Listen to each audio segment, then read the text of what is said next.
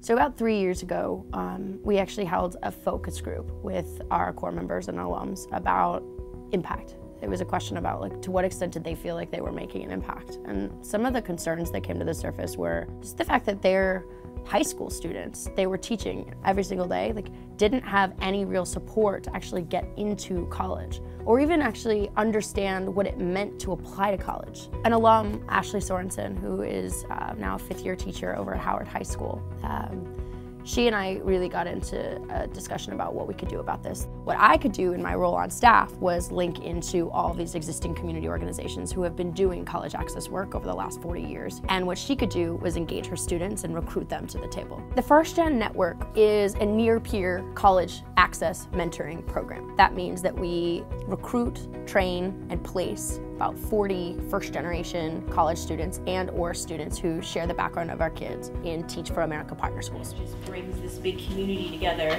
of, like, this is what your future could be. We go once a week for about 2 hours. We usually eat with them, and then we do group sessions, and then we also have individuals. Every week is a different learning objective. It could be FAFSA we talk about one week, or it could be the essay we talk about another week. I joined the FirstGEN Network because I saw it as an opportunity to help others. And I was once in their shoes, so I understand the scares and the situations they may be facing. I had a lot of people tell me no, a lot of people tell me this, that, and the other. I feel as though that if I could be the person that changes their view on what they can do and what their options are, that they can really succeed and go farther than what they ever imagined.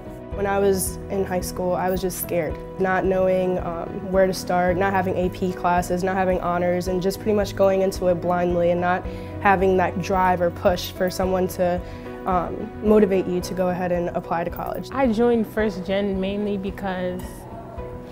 mainly so I can help somebody the way that I didn't get the help that I needed. For most of us, we were in high school maybe a year or two ago going through these same things, trying to get to college, trying to find scholarships, trying to fill out college applications. For us to be not that far ahead of them, we could really try to guide them through our mistakes that we made not too long ago. You see that kind of inkling in their eye, the curiosity that they're obtaining from this program, because they see what we're doing and they want to be in a position where we are. Our boys of color are being mentored by boys of color that are doing so many positive things. So it's just like it's fantastic. So we originally started FirstGEN because we saw this as an enormous benefit to high school kids. But we started to realize in this process, these people would make really good core members.